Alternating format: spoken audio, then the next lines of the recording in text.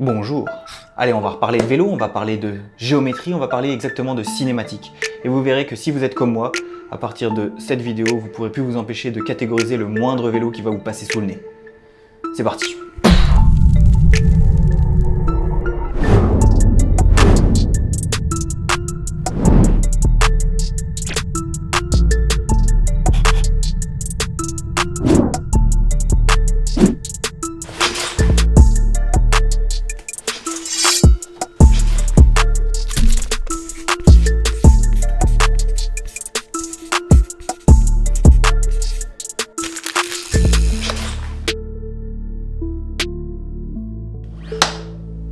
Quand on étudie la cinématique d'un vélo, on étudie sa cinétique, c'est-à-dire l'évolution des différentes pièces du vélo au cours de son débattement. Et en particulier, on parle donc forcément des vélos tout suspendus. Exit les hardtails pour le moment, puisqu'on va s'intéresser à comment on va pouvoir libérer la roue arrière du triangle avant. Si on veut créer une cinématique, l'un des meilleurs moyens pour commencer, c'est déjà de commencer avec un seul point de pivot. Avec un point de pivot, on peut déjà faire des choses. Donc on a un bras oscillant, ou une base, ça dépend comment on l'appelle, auquel on a accroché la roue arrière. Et donc, la roue arrière, cette base va tourner autour du point de pivot principal. Et ensuite, on accroche donc un amortisseur entre cette base et le cadre, et bim, on a un vélo tout suspendu. C'est des vélos d'ailleurs que vous connaissez probablement, puisqu'ils se trouvent près de chez vous, dans les grandes surfaces. Alors, je suis un peu taquin là-dessus, mais en réalité, c'est une solution simple, certes, mais pas simpliste. C'est-à-dire qu'elle est aussi utilisée par des vélos que l'on connaît, notamment la marque Orange Bikes, la marque britannique sur laquelle roule Joe Barnes en particulier. Mais aussi sur les motos d'enduro KTM, c'est la même solution qu'ils utilisent. C'est une solution que j'appellerais moi monobras, avec un seul point de pivot. Donc c'est déjà une solution qui fonctionne très bien. D'ailleurs, si KTM la conserve, c'est pas pour rien. C'est qu'elle a certaines vertus, et l'une d'entre elles étant la simplicité. Ok, avec un point de pivot, on peut déjà faire des choses très intéressantes, mais bien sûr, on va complexifier au fur et à mesure, en ajoutant des points de pivot, et on passe donc à 2 points de pivot. Alors avec 2 points de pivot, moi j'ai un hic, je vois pas ce qu'on peut faire. À part peut-être mettre des butées un peu partout et plusieurs suspensions, je crois pas que je connaisse un vélo qui existe avec seulement 2 points de pivot. Si vous en connaissez, dites-le moi dans les commentaires, et ça me fera certainement une réaction comme j'ai l'habitude de faire, genre « Ah mais ouais !» Ah bah oui, bah vu comme ça c'est beaucoup plus simple. Je sais pas pourquoi j'ai pas pensé avant. Ce qui nous emmène donc de 2 à 3 points de pivot. Et là aussi, je sais ce que vous vous dites. Ah ouais mais non mon gars, avec 3 points de pivot, tu fais un triangle. Et si tu connais les 3 longueurs des 3 côtés, eh ben tu connais aussi les angles, et donc du coup tu as une cinématique qui peut pas bouger. Donc c'est pas une cinématique. Et c'est aussi ce que je me disais. Mais vous verrez quand vous commencez à vous intéresser un petit peu aux cinématiques, eh ben vous commencez à analyser le moindre vélo qui passe devant vous. Et un jour je suis tombé face au vélo de Nino Schurter, et je commençais à compter les points de pivot. Et j'étais genre... Alors 1, 2, 3... Attends, il est où le quatrième là? Je comprends pas. Il peut pas y avoir que 3 points de pivot, sinon ça fait un triangle et ça peut pas fonctionner. Le seul moyen que ça marche, ce serait que... Oh, oh les niqués. Oh bah ouais. Ah bah ouais. C'est des ouf. C'est des ouf. Alors ouais, en cross-country, ils ont réussi à faire fonctionner une cinématique avec 3 points de pivot. C'est pas tous les vélos de cross-country qui ont ça, mais certains. Et comment ils font ça? Bah, sur le triangle, ils font en sorte que l'une des 3 grandeurs soit variable. Et ils jouent donc sur l'élasticité des matériaux. Donc ils étirent soit l'aluminium, soit le carbone, et ça fonctionne. Mais bon, du coup, c'est vraiment des ouf, quoi. Alors nous, ce ne sont pas des cinématiques qui vont nous intéresser. Si vous suivez ma chaîne, normalement, le matin d'une course, vous ne vous posez pas la question est-ce que je roule en hardtail ou en tout suspendu. On est plutôt du genre à se poser des questions du style ok, ça passe en DH, mais est-ce que ça passe en enduro? Et donc pour les vélos à gros débattement, on va rajouter un 4e point de pivot.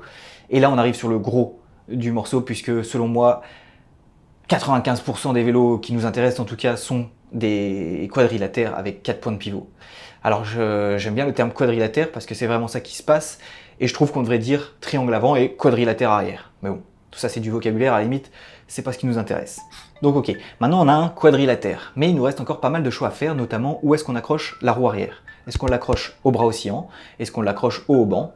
Enfin voilà, différentes choses à faire, notamment si on l'accroche au bras oscillant. Ce que j'appelle le bras oscillant, c'est la base. Et ben ça nous fait un monopivot. Le monopivot, c'est une solution qui est pour moi assez simple, parce qu'au final, comme le monobras, la roue arrière, du moins le bras de la roue arrière, tourne autour du pivot principal et point barre.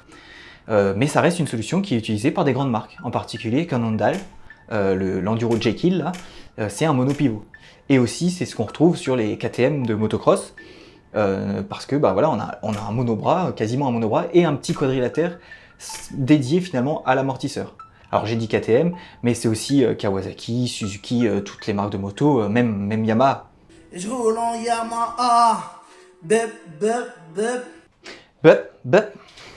Ce qui nous emmène donc au split pivot. Split pivot, c'est un peu hybride entre les deux, puisque la roue arrière est à la fois accrochée au banc et à la base. Et du coup, ça offre quelques degrés de liberté en plus, mais ça reste encore une fois une roue arrière, ou du moins le bras de la roue arrière qui tourne autour d'un point de pivot principal. Donc ça reste simple, mais une fois de plus, c'est utilisé par des grandes marques, notamment Trek, qui utilise ça et qui est donc un point de pivot fixe, figé au cadre. Très simple. Ok, donc pour aller plus loin, maintenant on peut accrocher la roue arrière au haut banc. Alors pour être plus précis, je ne devrais pas appeler ça le haut banc, je devrais appeler ça un bras flottant. Alors le bras flottant, qu'est-ce que c'est? C'est celui qui est à l'opposé du cadre. Il ne touche pas directement le cadre, et notamment ce bras flottant, il va tourner autour d'un point de pivot virtuel qui est l'intersection des deux autres côtés. Au cours du débattement, le point de pivot se déplace. Donc ça c'est assez intéressant, ça permet aux ingénieurs de donner vraiment le caractère qu'ils souhaitent à leur vélo, à une condition bien sûr, c'est de maîtriser le parcours de ce point de pivot. Et ça, on sera amené à en reparler. Mais en tout cas, c'est une solution qui est utilisée sur beaucoup de vélos, en particulier tous les Rocky Mountain longs. Alors pourquoi je dis en particulier? Parce que moi je roule en Rocky Mountain. Là je vous montre le Slayer de 2019.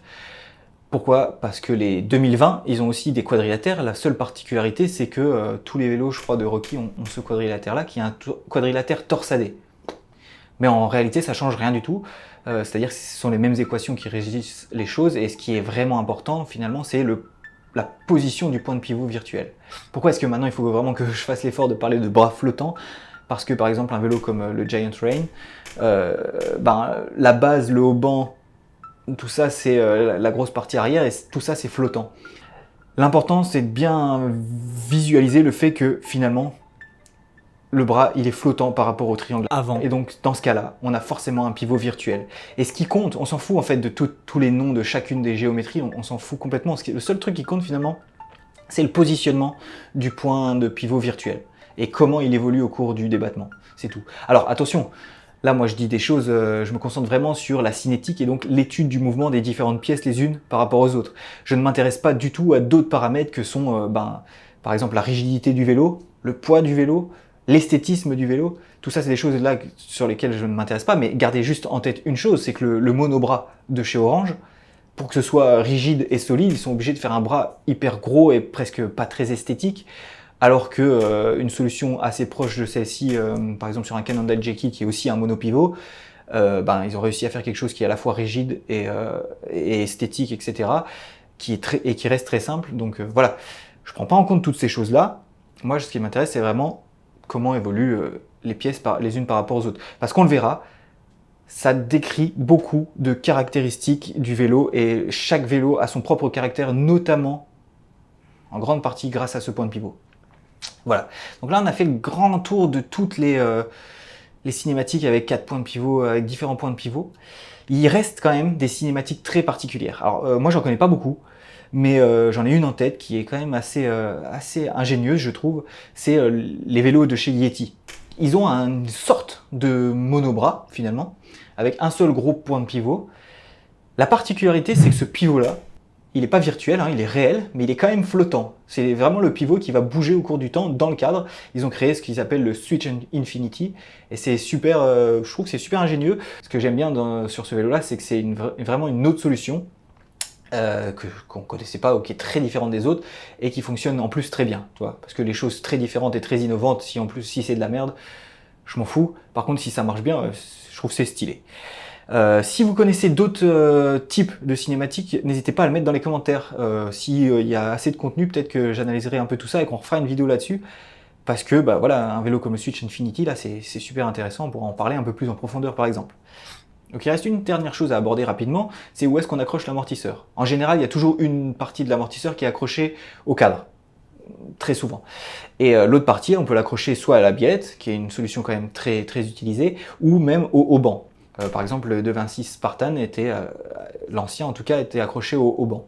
Soit dit en passant, il arrive que certaines cinématiques aient un amortisseur qui ne touche pas du tout le triangle avant, c'est-à-dire qu'il est accroché entre le bras oscillant et la biellette. Du coup, ça en fait des amortisseurs flottants. Maintenant, il y a carrément des marques qui font un quadrilatère spécifique pour l'amortisseur. Par exemple, le nouveau Specialized, là, il a un quadrilatère qui est spécialement dédié à l'amortisseur. Alors bien sûr, pour que ça fonctionne et pour que ce soit intéressant, il faut quand même que deux des côtés du quadrilatère soient partagés entre celui de l'amortisseur et celui de la roue arrière. D'ailleurs, en parlant de quadrilatère spécifique, si on revient par exemple sur les motocross, en fait, ce sont des monobras avec un petit quadrilatère spécifique à l'amortisseur. Et la même chose sur le Cannondale Jekyll par exemple, c'est un monopivot avec un quadrilatère spécifique à l'amortisseur. Encore une fois, sans parler de rigidité, etc. Voilà, je suis content, on arrive au bout de cette vidéo. Prenez 10 secondes pour penser à votre vélo. Ok, qu'est-ce que c'est votre vélo? Le mien par exemple, c'est un pivot virtuel puisque ma roue arrière est accrochée au bras flottant et mon amortisseur accroché directement à la biellette. Voilà, à vous de jouer. Attention, parfois ça paraît compliqué, ça ne l'est pas forcément. Je vous mets un exemple ici de vélo et je vous laisse dans les commentaires débattre sur quelle est la cinématique choisie sur ce vélo-là. Sur ce, moi je vous dis à bientôt, je suis vraiment content d'avoir fini cette vidéo, mais elle en appelle plein d'autres.